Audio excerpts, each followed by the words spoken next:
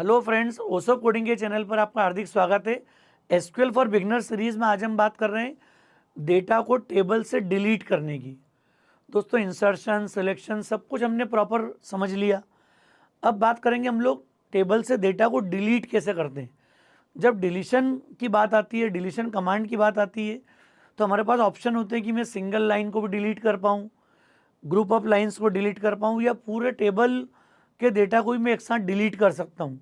तो हम समझेंगे आज इस लेक्चर में डिलीट कमांड्स के कैसे किन वेरिएशंस को हम लोग प्रोग्रामिंग में यूज़ कर पाएंगे, और प्रैक्टिकली भी सब कुछ आज एग्जीक्यूट करेंगे इसको हम यहाँ पर। तो देखते हैं डिलीट कमांड का क्या रोल है एसक्यूएल के अंदर। बड़ा आसान कमांड है। Delete statement is use to delete existing records from the table. तो किसी भी टेबल से अगर मुझे डेटा को, रोज को डिलीट करना है, तो हम ये डिलीट कमांड के थ्रू कर पाएंगे। बहुत आसान है।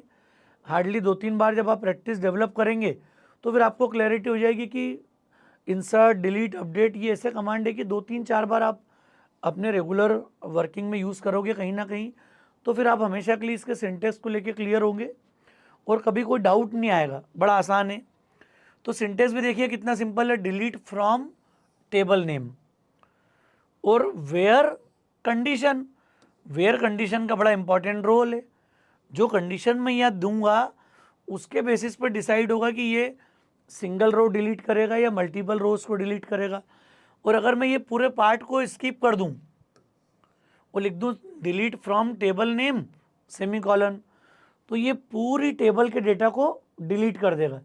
अगर मैं डिलीट के साथ, डिलीट फ्रॉम टेबल नेम के साथ कोई कंडीशन इंप्लीमेंट नहीं करूँगा तो ये कंप्लीट टेबल डेटा को एक साथ डिलीट कर देगा। तो ये कमांड अपने को थोड़ा समझना पड़ेगा कि क्या इसका रोल है, क्यों मैं फिल्टर लगाता हूँ। क्लियर आ रहा है समझ में यहाँ पर? तो देखते हैं अपन सिंगल रो डिलीशन में क्या होता है, क्या स्पेसिफिक नीड होगी। ये टेबल डेटा मेरे सामने है। अभी मुझे एक ही रिकॉर्ड अगर डिलीट करना है, सिंगल रिकॉर्ड, तो क्या करेंगे हम यहाँ पर? तो यहाँ पर नोटिस करेंगे जो भी डेटा सेट मेरे पास है, मुझे अगर ये पहला जो कॉलम है मेरा, इसको नॉर्मल में हम बोलेंगे प्राइमरी की, आगे पढ़ेंगे इस बारे में हम। या फिर डेटा को देख के आप ये समझो ऐसा कौन सा कॉलम है जहाँ पर वैल्यू रिपीटिशन में नहीं है अभी करंट में। तो नॉर्मली कोड या एक प्राइमरी की फील्ड ऐसी होती है जो सिंगल रो को हमेशा आइडेंटिफाई करती है। तो यहाँ पर एम्प्लॉय कोड एक ऐसी फील्ड है जो कि हमेशा यूनिक होगी। अरे नाम भी रिपीट हो सकते हैं, क्लियर। आरव मल्टीपल हो सकते हैं, आदित्य मल्टीपल हो सकते हैं, क्लियर। सिटीज़ हो सकती है, सैलरी रिपीटिशन में हो सकती है, होती भी है। एक ग्रेड पे वर्क करने वाले maximum employee, majority of employees का सैलरी भी सिमिलर होता है, क्लियर, वर्क एक्सपीरियंस के बेसिस पर। तो हम अगर क्वेरी में एक ऐसा कॉलम यूज़ कर लें जिसकी वैल्यू यूनिक हो, तो फिर मैं सिंगल रो में डिलीशन कर सकता हूँ। तो सिंगल रो डिलीशन का मतलब ही क्या हो गया? हम कमांड यूज़ कर लें डिलीट फ्रॉम, अच्छा अगर मैं इतना ही लिख के सेमीकोलन लगा दूंगा ना, कोई वेयर क्लॉज नहीं होगा, तो ये ऑल रो डिलीशन है। पूरी टेबल का डेटा डिलीट हो जाएगा, लेकिन टेबल का स्ट्रक्चर एग्जिस्ट करेगा। मैं तुरंत बाद इंसर्ट क्वेरी एग्जीक्यूट कर सकता हूँ, क्लियर। तो डिलीट फ्रॉम एम्प्लॉय बोला और अगर मैंने वेयर कंडीशन अप्लाई नहीं करी तो ये ऑल रो डिलीशन है। ये जो केस है कैसा है यहाँ पर? All row deletion. सारा डेटा एक साथ डिलीट हो जाएगा यहाँ पर। और अगर हमने यहाँ क्वेरी फिनिश नहीं करी और लगा दिया वेयर क्लॉज, तो हमने वेयर में बोल दिया अब ई कोड इक्वल टू 104। अब 104 की मेरे पास मान लिया सिंगल एंट्री है, और प्रैक्टिकली भी जब आगे कीज़ वगैरह पढ़ेंगे हम तो हमको दिखेगा कि ये एक ऐसी फील्ड है जो जो यूनिक होगी, जहाँ पे डुप्लीकेसी नहीं होगी। हर बार आपको उस कॉलम में सिंगल वैल्यू आइडेंटिफाई होगी। तो 104 मतलब आरोही। तो आरोही वाला जो रिकॉर्ड है, पर्टिकुलर सिंगल रिकॉर्ड, ये उसको डिलीट कर देगी। मतलब अगर मैं डिलीट क्वेरी के साथ वेयर कंडीशन में प्राइमरी की एक ऐसा एट्रीब्यूट लूँ जिसकी वैल्यू यूनिक हो, तो फिर हमेशा वो सिंगल रो को डिलीट करेगा। क्लियर समझ में आ रहा है केस? अगर मल्टी रो डिलीशन की बात होगी तो क्या चेंज हो जाएगा यहाँ पर? हम बोल देंगे डिलीट फ्रॉम एम्प्लॉय और हमने बोल दिया वेयर ई सिटी इंदौर, हो सकता है इंदौर में 4 एम्प्लॉई हूँ, 40 एम्प्लॉई हूँ, तो ये ग्रुप को डिलीट करेगा। मतलब ना सिंगल रो डिलीट होगी, ना पूरी टेबल का डेटा डिलीट होगा। वेयर में सिटी इक्वल टू इंदौर जहाँ जहाँ मैच होगा वो सारी रोज डिलीट हो जाएगी। या फिर मुझे मल्टीपल रो डिलीट करना है तो एक तरीका ये हो गया, डिलीट फ्रॉम एम्प्लॉई वेयर, क्या कर दिया हमने यहाँ पर, ई सैलरी ग्रेटर देन 30,000, 30,000 से ज़्यादा सैलरी वाले जितने लोग हैं सबको डिलीट कर दो। तो ये जो 2 क्वेरी है ये क्या बता रही हैं, ग्रुप ऑफ डेटा, 2 रो, 5 रो, 50 रो को बीच में आपको डिलीट करना है। तो ये उसका अप्रोच है काम करने का। यहाँ पर बड़ा आसान कमांड है। क्लियर? जब कॉम्प्लेक्सिटी होगी या जॉइंट्स वगैरह पढ़ेंगे तो एक एक बार और डिलीट वगैरह के केस को हम डिस्कस करेंगे यहाँ पर। तो हम देखते हैं यहाँ पर क्या है, सिलेक्ट क्वेरी है हमारे पास, स्टार फ्रॉम एम्प्लॉई, या फिर मेरे पास एक दूसरा भी डेटाबेस था।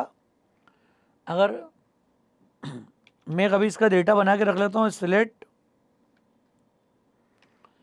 मतलब डेटा में डिलीट नहीं करूँ इसलिए मैं कॉपी बना रहा हूँ टेबल की, create table EMP22 as select star from employee. आ गई, टेबल क्रिएट हो गई 10 रोज के साथ में। ये मैंने अभी टेम्परेरी डेटा को सेव करने के लिए दे दिया कमांड, ताकि मैं एम्प्लॉय टेबल में अगर कोई डिलीशन करूं तो भी एम्प्लॉय 22 में मेरे पास डेटा सेफ है। ऐसी क्वेरी वापस लिख दूंगा मैं, सारा डेटा मेरे पास एम्प्लॉय में आ जाएगा। अब क्या करना है, डिलीट में मुझे आता डिलीट फ्रॉम एम्प्लॉय, हमने बोल दिया where E code equal to 104। अब 104 में अभी कौन है, यहाँ पर मोहित है इस डेटा में, तो ये हमने 1 रो अफेक्टेड हो गई। अब अगर मैं दूंगा कि सिलेक्ट स्टार फ्रॉम, सॉरी,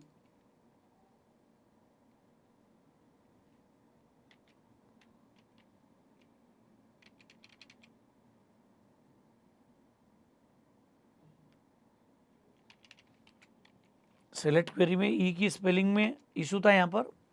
देखो 104 का जो रिकॉर्ड है वो डिलीट हो गया अपने आप, single row deletion. Single row deletion मतलब क्या हो गया, आपने बोल दिया where E code equal to 104, 104 की चूंकि सिंगल एंट्री मेरे पास है तो ये 1 रो डिलीट कर देगा। इसी क्वेरी में अगर मैंने ये दे दिया कि वेयर ई सिटी, और सिंगल कोट्स में हमने दे दिया इंदौर, तो इंदौर में यहाँ पर मेरे पास अभी तक 3 एंट्रीज हैं, ये तीनों रिकॉर्ड डिलीट कर देगा। यहाँ देखो आप, 3 रोज अफेक्टेड। अब अगर फिर से सेलेक्ट क्वेरी दूंगा मैं तो आप देखो पूरा डेटा इंदौर वाला, अब एक भी एम्प्लॉय यहाँ पर अवेलेबल नहीं है, तो इसने ग्रुप ऑफ रिकॉर्ड्स को डिलीट कर दिया। अगर मैं 30,000 से ज़्यादा डिलीट वाला कुछ केस लिख दूँ, यहाँ पर हमने कंडीशन दे दी ई सैलरी ग्रेटर देन 30,000, 2 रो अफेक्ट हो गई। देखो आप 30,000 के ऊपर ग्रेटर, 30 वाले को भी डिलीट नहीं करा, उससे ज़्यादा वाली 45, 55 वाली एंट्री डिलीट हो गई। तो ये ग्रुप ऑफ रोज पे मैं ऑपरेशन अप्लाई कर सकता हूँ, 2 रो, 4 रो में मुझे डिलीशन करना हो। और अगर मैं वेयर कंडीशन ही हटा दूँ तो देखो ये जितना डेटा भी था ना मेरे पास शो हो रहा है आपको, सारा हट जाएगा। This is what all row deletion, delete from employ, 4 rows affected. अब अगर मैं सिलेक्ट क्वेरी दूंगा तो कोई डेटा नहीं आया, एम्प्टी सेट है, खाली हो गई पूरी टेबल।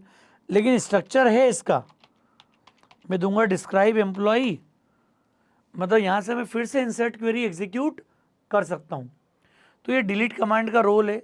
कॉन्सेप्ट है कि मैं टेबल से अगर डेटा डिलीट करता हूँ तो ये DML ऑपरेशन है, अभी भी टेबल का स्ट्रक्चर एग्जिस्ट करता है, मैं चाहूँ तो फिर डेटा में मतलब इसी टेबल में नया डेटा इंसर्ट कर सकता हूँ। क्लियर आ रहा है क्या समझ में यहाँ पर? ये इसका रोल है, सिंपल रोल है डिलीट कमांड का। मुझे लगता है कि आपको क्लैरिटी हो गई होगी कि इस कमांड का यूज़ कैसे करना है रूटीन प्रोग्रामिंग सिचुएशन में। लेक्चर ठीक लगा तो फ्रेंड्स को ज़रूर शेयर कीजिएगा। ओसोप कोडिंग को अगर आपने सब्सक्राइब नहीं किया तो मेरा रिक्वेस्ट है चैनल को सब्सक्राइब जरूर करें। Thanks a lot.